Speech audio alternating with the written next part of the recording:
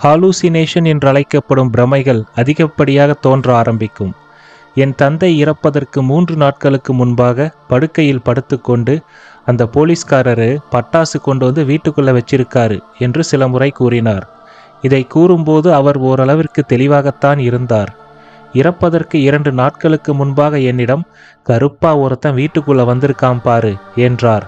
நானும் அவருடைய திருப்திக்காக சில முறை தேடி பார்ப்பது போல் நடித்துவிட்டு வீட்டிற்குள் அப்படி யாரும் இல்லை என்றேன்.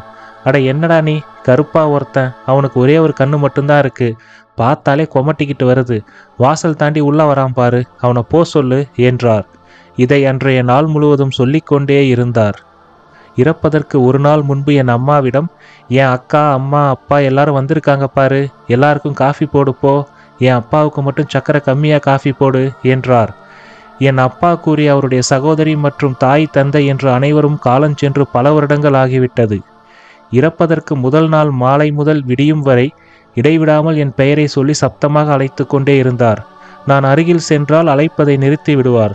மறுநாள் அதிகாலை 4:15க்கு நான் அவரை படுக்கையில் சரியாக படுக்க வைக்க முயற்சிக்கும் போதே அவருடைய உயிர் பிரிந்து விட்டது. இன்னொருவர் கூறுகிறார், அவருடைய நண்பரின் தாயார் உடல்நிலை நன்றாகத்தான் இருந்தாராம்.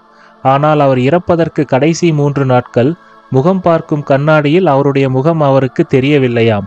என் கடைசி நாட்கள் நெருங்கிவிட்டது என்று கூறுவாராம். அதுபோலவே 3 நாட்களில் இறந்து விட்டாராம்.